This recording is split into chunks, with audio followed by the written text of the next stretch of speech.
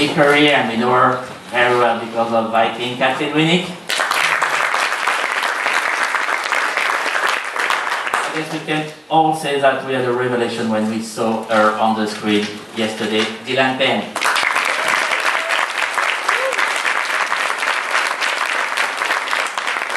And well, let's just say that Cannes is kind of his home, Monsieur Sean Penn.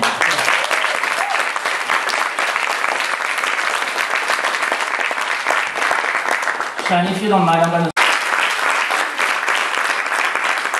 And I do have a question. My question is whether your empathy comes from your acting and roles that you've done. My late husband Roger said that movies are a machine that generates empathy, or whether it's just an inborn instinct. Where does it come from for you? I think probably most of us have our fair share of experiences recognizing when we're not accessing our empathy.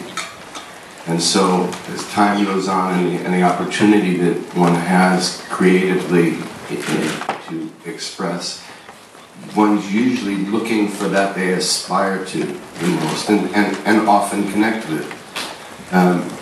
So what's interesting now, I think, for filmmakers and for actors is that we're in a time where we're seeing the enormous price that mankind pays for not exercising its empathy to one another, and those things in our nature that are not only flawed yesterday and today, but are going to be flawed tomorrow. And so it seems like one of the avenues where one can speak openly and honestly their heart and maybe live to see another work day, whereas if you just get out there with your words, you get in trouble. News, it really felt like there was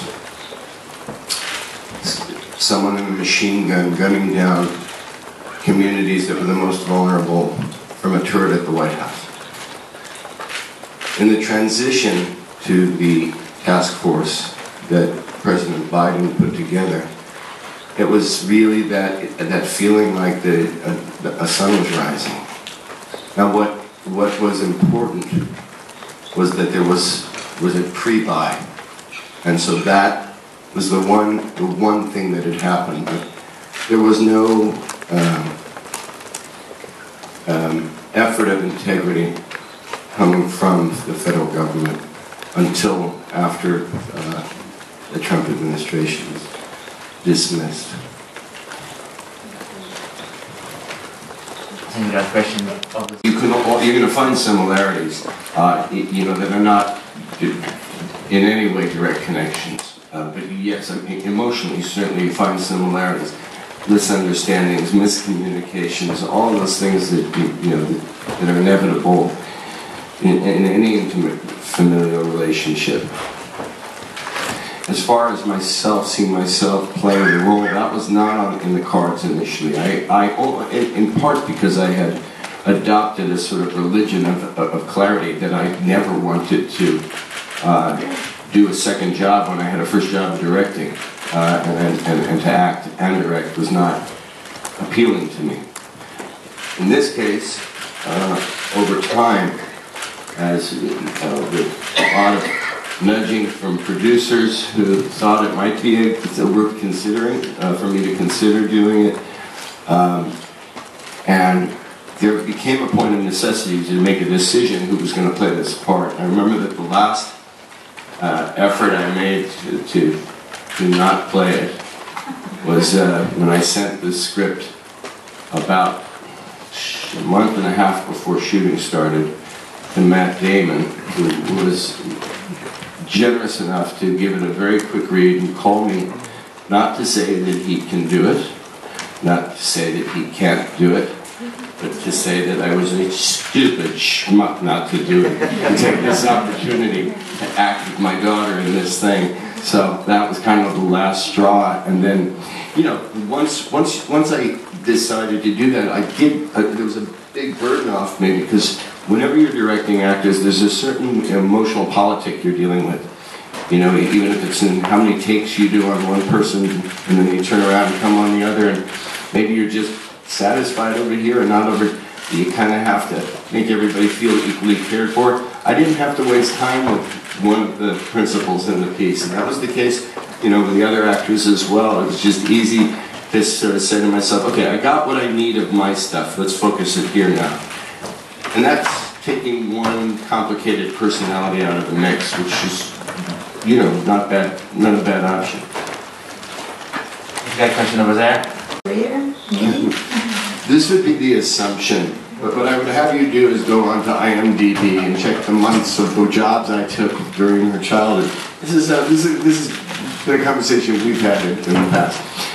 I was one of the great things about the privilege that I've had in working in film and being a parent is that while there are periods of time where one's away, and we would always make sure that, you know, if I wasn't flying home on a Friday night and back on a Sunday night to get back to work, that the kids were coming to visit, you know, without more than 2 weeks going by on any job and so on. But once you get done with that job, you're the only parent in town that's there 24/7.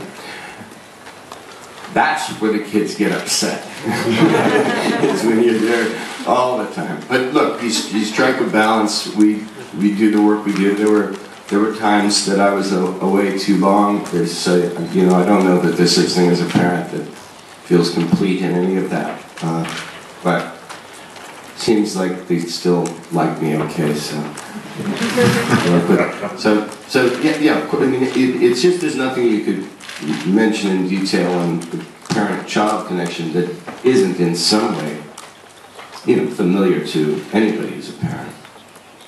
Dylan, can we have the kids' point of view on this answer? Yeah. The fact that they took us out of Los Angeles, where the industry is kind of the focal point, was an amazing decision, and I think just leading us to a normal upbringing. Okay, we have time for one more question.